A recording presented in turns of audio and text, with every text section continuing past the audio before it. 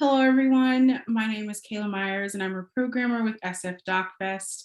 And I'm so glad to welcome Alexis and Julius here for the Q&A for Dear 13. I'm really excited to be able to talk with y'all. So thank you so much for joining me and taking time out of your day. Of Thank course. you. I guess just to start us off, I think something that I found really interesting in how you start the film off, Alexis, is telling the audience and viewers about your diary being stolen when you were 13. And you saying specifically, I'm left with the lingering sense this was the most formative time in my life. And so I just wanted to hear from you first about kind of you setting the film up this way. And starting us off really with images of you as a 13-year-old, because you're present in the film throughout it, but I think it's the most present you are is like right at the beginning where we kind of get to see you as 13-year-old Alexis. So I'd love to hear you talk about that first. Okay. It's funny, like that was probably the last thing that we decided on in the edit. My editor, who's also producer on the film, and I were really thinking hard for a long time about my POV in the film and my voice and how it was woven in, and how much of me to put in there. And we did a bunch of feedback sessions along the way with other filmmaker friends and colleagues, and sort of had this ongoing discussion of that. And it was really something that we grappled with, and I didn't want to be in the film, but I think we came to the conclusion that we needed a guide, and it was sort of a personal film in a way, and I couldn't find any footage, and at the last minute we found some of this stuff from like our 8th grade graduation, and like some of my friends outside, and I and like those last images of like all of my best friends and like really, really close up, and it felt, something just clicked, it felt right. And we hadn't been thinking about even framing it with the diary story, because really I made the film for so many reasons, but that wasn't one of the reasons setting out that I made the film, but it was a big thing that happened to me at that age. And actually my husband is a co-producer on the film, and I think it was him, or in conversation with Trina and I, our editor and producer, where we just, something sort of like gelled in the framing of it that way. Where we thought it would be a good introduction to the point of view. And then I just, I filmed a lot of this stuff by myself, so I didn't have any other footage of me. It's landed. Should I check it? Yeah, you can. Okay.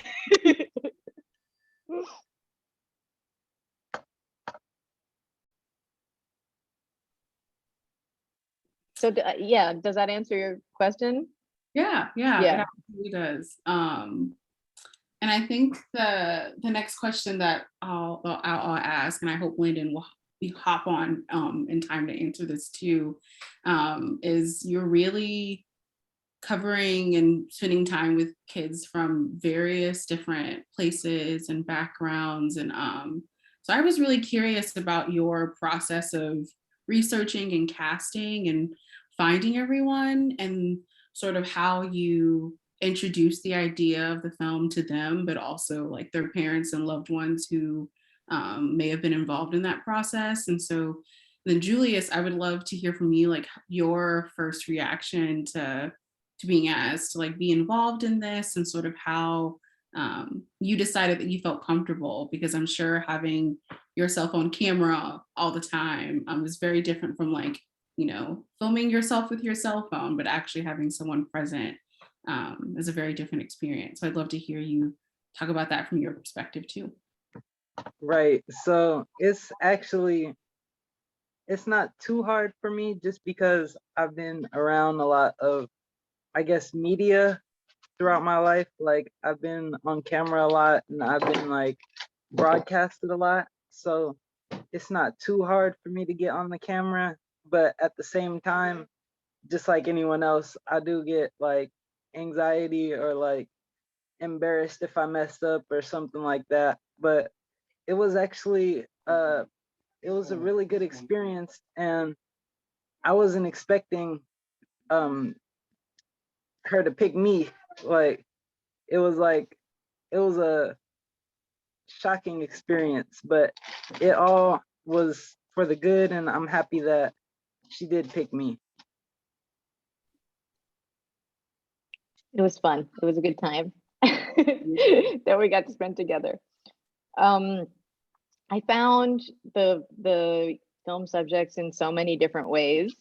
You know, researching, I think, Julius, I think I found you on Instagram. Like, I think that you had like a Now This video or something, right? On Instagram. And then I reached out to your dad and I talked to them about it. And in approaching I've talked to everyone's family first, their parents, and told them a little bit about, I was a teacher, a documentary film teacher to this age group for many, many years. So I had kind of a lot of experience with young people of this age.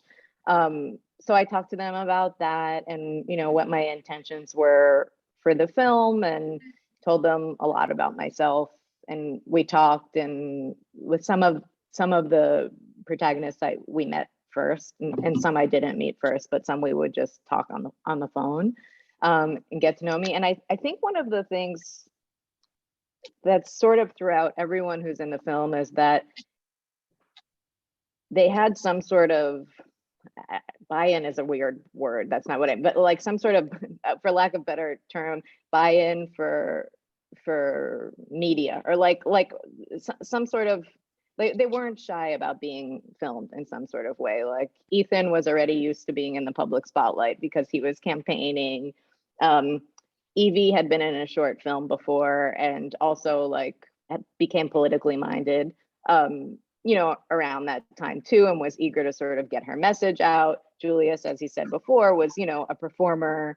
Landon had been I met him in another way. He was in a short film. He's not really an actor anymore, but he had been in a short film that my husband made. And so we knew each other from when he was like little, and, you know, et cetera, et cetera. Awa was one of my students. So we had a relationship already. And I think that was really important, because when you're working with young people, you don't, I didn't want to point the camera in someone's face who didn't want to be filmed. But then there's this other thing of like, do you truly understand what it means to be filmed and be in a film where your image and story is going to exist in perpetuity when you're so young? And so that was also something that I really grappled with and my editor and other producer did too, in the making of the film, like how to be authentic to the young voices, and also, as much as we could, like capture them in a way that felt true to each one. Yeah, absolutely. And I think that intention really comes across in the film, especially the sort of other question that I wanted to ask connected to this is that there's a lot of moments where all of them are being very vulnerable and talking about like their own experiences with being bullied, or even just talking about like a boy that her and a friend, like that Madeline in particular, like the whole boy situation when her dad is off the camera and tells her not to say anything. And then Julius, you talking about like your music and what you're talking about in a lot of your work. And so I was just curious in sort of how you thought about balancing sort of their vulnerability and their age when you were editing the film and sort of crafting everything together. And then Julius, if you just want to speak to like how that felt for you, maybe potentially like watching yourself back, but also when you were, you know, having conversations with Alexis and talking about your own work, if you want to speak to like, you know, how you balance being comfortable sharing something that you know other people will eventually see from you. Right. I think that when we did do the film, I felt I was much younger, and I did have a lot more anxiety towards being behind the camera still back then.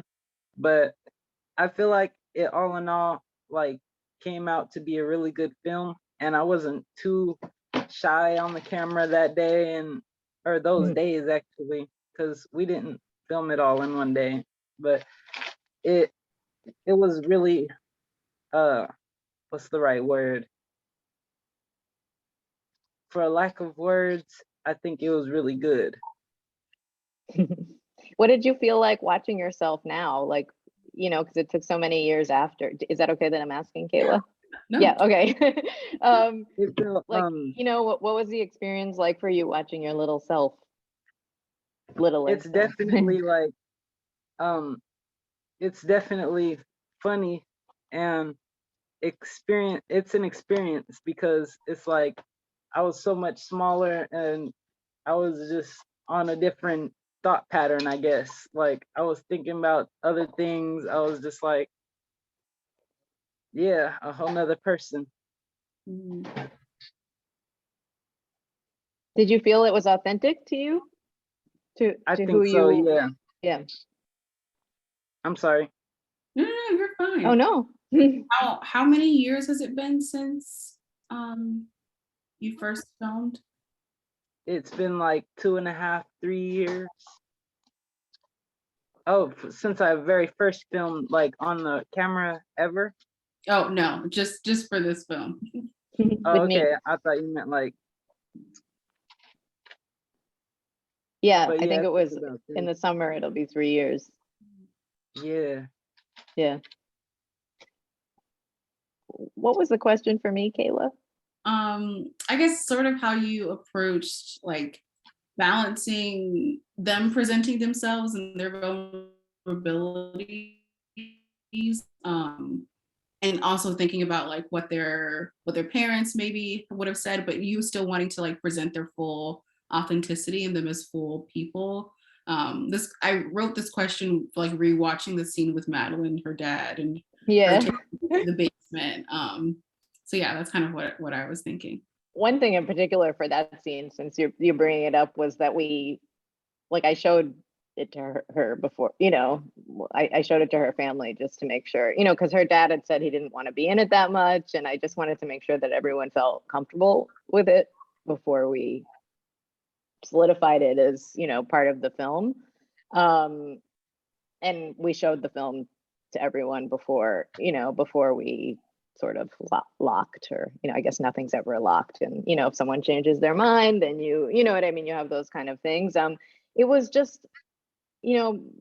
my editor and I have been working together for a really long time, and we sort of have a similar sensibility in that, in like looking after our protagonists when it comes to these kind of things. And I think I just felt like almost very motherly towards everyone in the film, and I wanted to be authentic to them and present these sort of slices of life and issues that were pertinent to the generation. But it was just really important, and we spent a lot of time just like making sure that we weren't including anything that they, well, we didn't know, but trying to make sure that we weren't including anything that would feel weird and inauthentic to them. I mean, you can edit something so many different ways, and I don't know, I'm lucky to work with an editor who is like also like a lovely human being, and thinks about these kind of things in a holistic way. And she's also a director and a filmmaker herself, and so the collaboration in that way, I think, was there he is. Yeah. This is so funny. This is the first time that anyone from the film, like any of the protagonists, have met each other. Oh, Yeah. hello. You're muted. There we go. Okay. Good Oh, morning. yay. Hi. Good morning. Yeah, good morning. That's right. Right. Oh, my back popped. Should we okay, you're good. Okay. Are you Landon? Yes, ma'am. Okay, great. Well, welcome. Thank you for joining us. Yes, ma'am.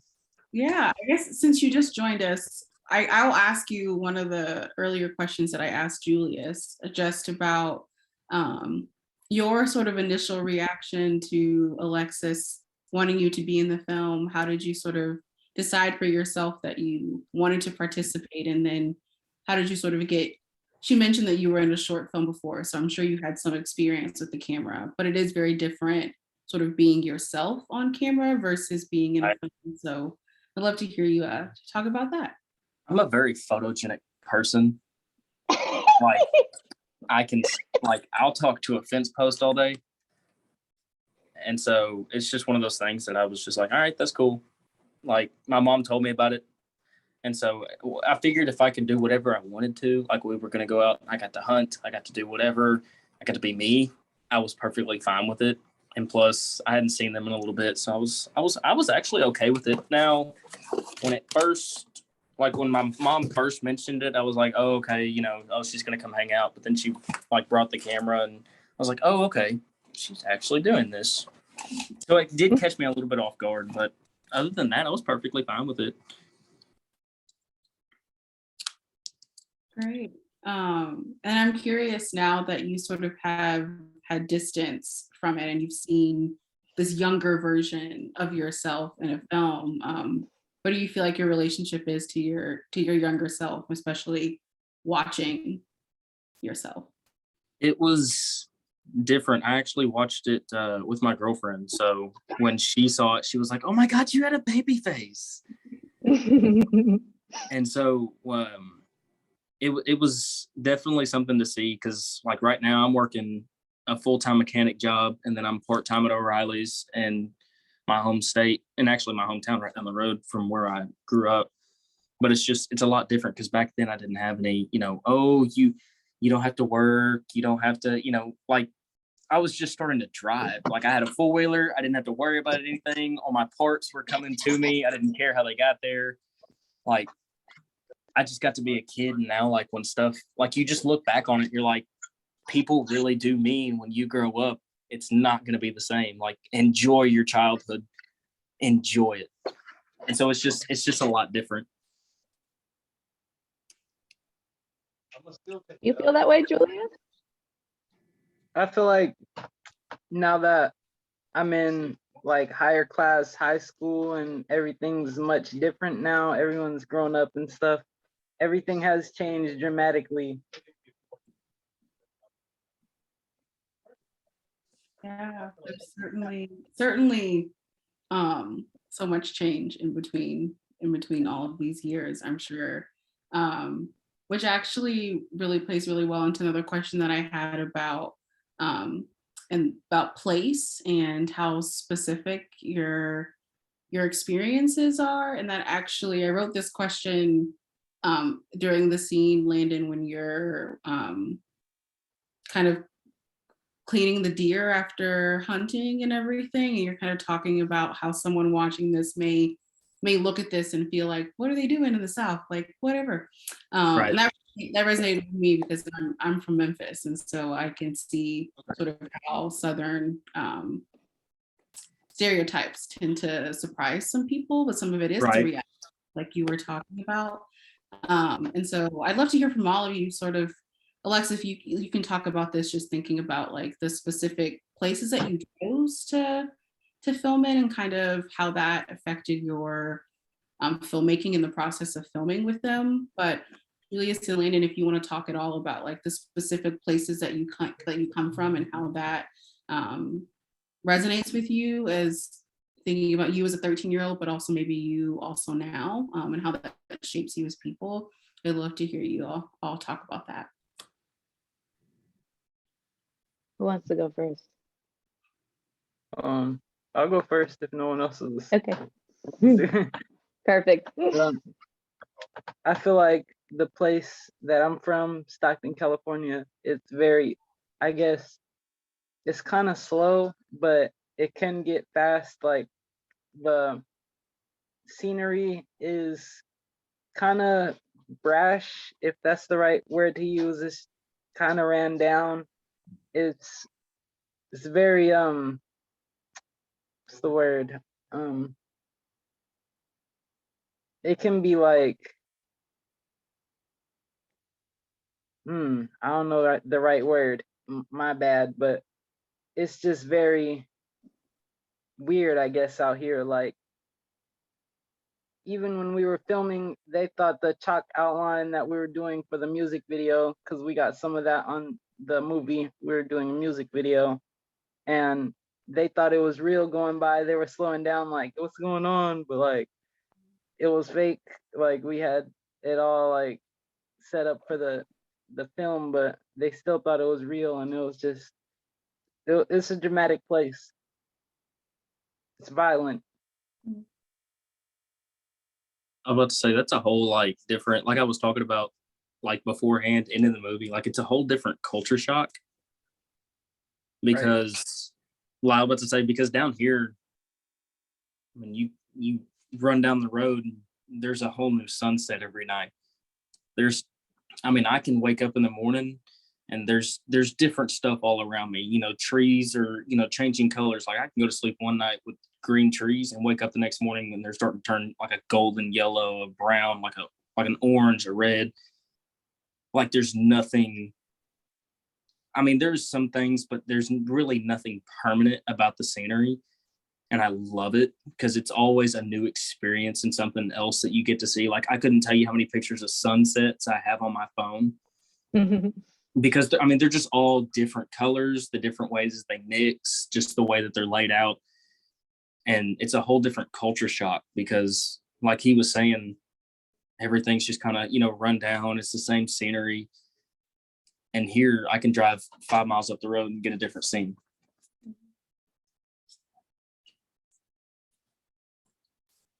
But I think for me in choosing places, maybe sometimes I went to a place because I found someone, and in certain instances I wanted to go to a certain region and was sort of looking there, and now that's how I discovered someone. But it was always about the people. But it was important in the vision of the film that we wanted to go to all of these different places and show them as specific locations and be able to show within these really specific stories the universality of the experience of growing up, and that feeling, and so the hope was in weaving all of your stories together at this sort of magical time of your life that we would create something that had a feeling, and you're left, hopefully that's what you're left with. I don't know, Kayla, you could tell us if that was successful, but that was the idea, to like be really specific in the locations and the places and the stories, but really have a universality come out through that. Yeah, it definitely does. I think, especially as the film goes on and there's kind of this rhythm of spending time with each person, I think it feels even stronger, like after everyone's sort of introduced and I've gotten used to who each of them are. I think it really comes through there. So I'll ask you all one more question because I don't want to take up too much of your time, but I guess in terms of Alexis, for you specifically, where do you sort of see the film going next? Is there more that you want to explore or do with this? And then Julius and Landon, would love to hear like what you all, how you all see the film potentially going in the future, but also what you all are up to, and if there's anything that you want to share at all about what you're doing. Because yeah, when you all both popped on camera, I was like, you all look so different from how you look in the film. So it's very clear that time has passed. So I'd love to hear about what you all are up to and what you want to be doing, and maybe if that's different from what you said in the film. I'm about to say, I was about to say, I actually went a full homeschool route and graduated early to become a full-time mechanic and getting my stuff straight to become a full-time welder. So I'm going into welding school. I wanted to become an anesthesiologist. And like I had that set in my brain since I was like 5-6 years old, anesthesiology. And it just one day it just switched in my brain. I went into full-time mechanics. I'm wanting to get into welding school, go on pipeline, travel, do, horse shows around the world, rodeos and stuff like that. It's Oh, like it's a complete different view and aspect of it. You need to do a sequel. That's what I want to see. Like my turning 18 or like after the like.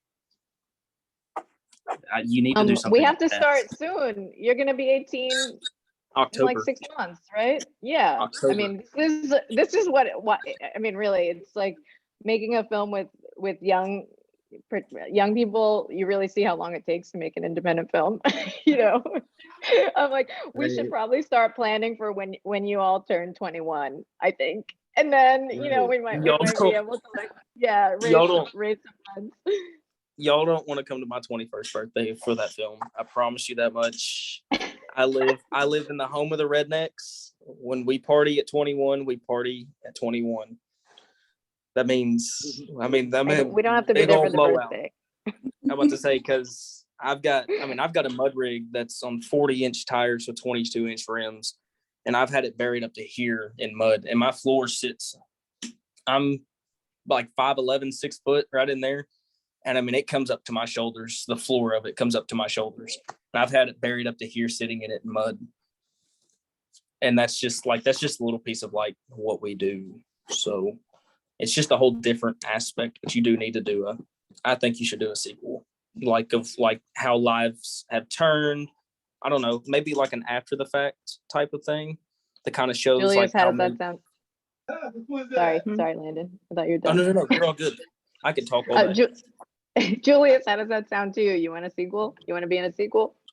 Yeah, that would be great. I would love to make a sequel like 18 or 21, like something where it shows us in the future, like something that's like a second one. Okay, But we'll see. How does your dad feel about that? I see him in the background. What happened? What did I miss? I had a whole bunch going on. Sorry, guys. We're talking about making a sequel. Sequel to 13? yeah, that'd be heck. Yeah. What's it going to be called? 19? 21? Maybe. Something with the 3, right? Yeah. 16. 16 right now. You're ready now. Huh? right now. I think that would be cool. Like the whole idea of the first movie is so super cool to me anyway. And like watching the whole thing was so amazing. And I've never gotten a chance to tell anybody, you know, of course, being one of the parents. And I'm by no means a puff daddy. I'm not trying to get all up in this guy's mix or any spotlight. I had mine, so I'm good. But I really love the film. Like all the kids were so super dope, and it just brought me into it. It was fresh, sis. You did a great job. Thank you. I'm You're so welcome. glad that you feel that way. It was fresh. Like I've never seen nothing like.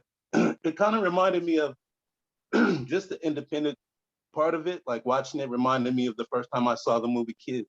Mm. Oh, Not wow. that it was like that. Yeah. Not that it was Well, that's anything a- urban or street yeah. or crazy like Kids was, but just the dynamic feel of it. It was like, wow, this is crazy. This is something that's going to be big. It made me feel like we were part of something that's going to be history. That's going to be really big. So once it gets out to mainstream, I feel like even underground, however it's going to make its way, like period. Like it's Right. crazy because those kids are dope kids. I'm You about to see say, Landon here? I'm the redneck with the 4-wheeler and shot the deer. Word, bro, you're dope. You're hella dope. Yeah, that was hella For dope. sure. That was crazy watching the little man cutting that deer up. That really tripped us out. We was like, man, they do that. Like, wow. Oh, It's I'm about to say, amazing. if she showed the whole thing, it really would have just like thrown some people off. Mm. Would have Right? been a 3-hour movie just about the deer carving. Yeah. Oh, she has Right. pictures of it. She has pictures of it on her phone. She was like, "Oh my god, I love the light from the shop. Hold on, let me get a picture of this. Turn it this way. Wait, hold on. Turn I it can't the believe you other way." remember that. Yeah, Oh, because it made like a green effect on your phone, so it had like the backdrop of it, like a silhouette. Mm-mm. So Landon, are you still hunting? Oh yeah, I killed the biggest deer I've ever killed this opening season. Wow.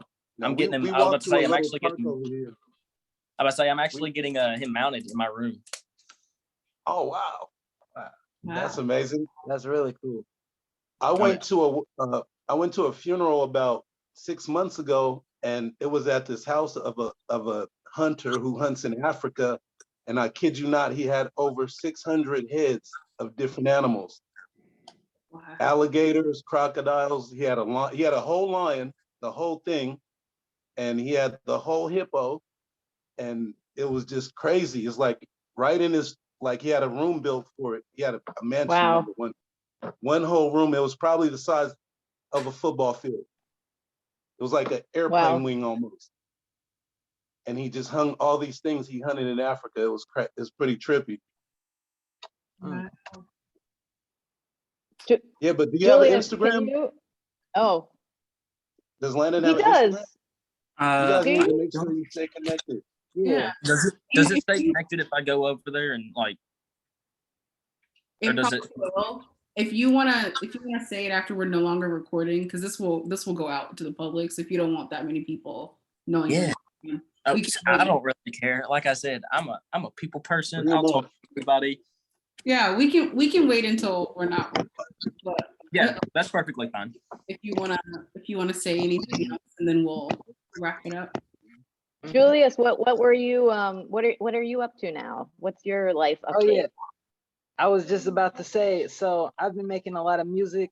I've been riding my bike a lot and learning a lot of tricks because I have to ride it to school. So on my way, I'm just doing tricks the whole way pretty much. But I have a new song named Drip Kid Drip, and it's all over Spotify, Apple Music, like, you know, all the different places. But it just went over 15,000 streams on Spotify. Wow. So Does it hit with yeah. subs? Yes, definitely. It hits with Definitely. subs. Okay then. I was like, Definitely. I'll get your Snapchat Oh, after this, and then you can send it to me. Yeah, you got it. Because You got it. I've got two. I was say I've got two 12s and an independent box, 1500 RMS watt amp in my truck. So I want something that hits with subs. What brand? Scar. Oh yeah, I knew it. You got some EVLs or something? Yeah. Nice. Got some scars right here. I got some scars in the room right now. Oh, do you? Yeah, some 10s. So yeah, we'll bump that. This is when we're another done language recording. I don't understand. Yeah, I'm like, I don't I'm know. learning something tonight. Yeah. Yeah. Oh, I see. Yeah. They're subwoofers. So basically what they do, they amplify your bass. So they move the air around. So when they move, they have flex in them or travel. So when they come back out and they push the air out, it amplifies your bass and it pushes the air back and forth. Cool. And the bigger the sub, the more air you can move. Yeah.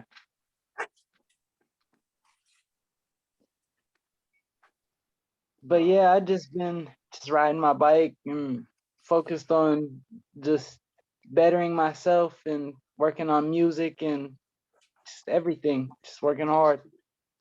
Schooling, you know. And how old are you now?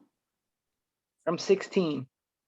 I just realized that in the end of the film, that's like the person who's asking you something with the microphone, she was like, "And how old are you now?" And I'm just like mimicking, you know, 3 years Right. later. I knew Yeah. that was. Yeah, funny. Alexis, is there anything else that for people watching that you wanted to say about the film? To know about it? I don't think so. I mean, I think we're just at the beginning of our journey. You know, this is the first sneak preview screening that we're having. And it's really exciting.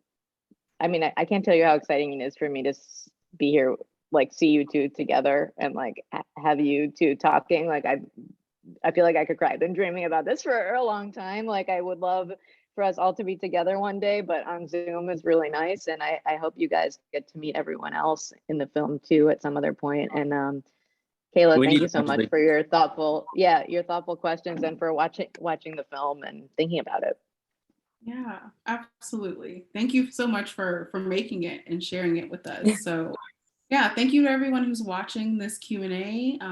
Thank you, Julius and Landon, for your time and sharing and just how wonderful and vulnerable you all are in the film, but also hearing this conversation. So thank you all again so much.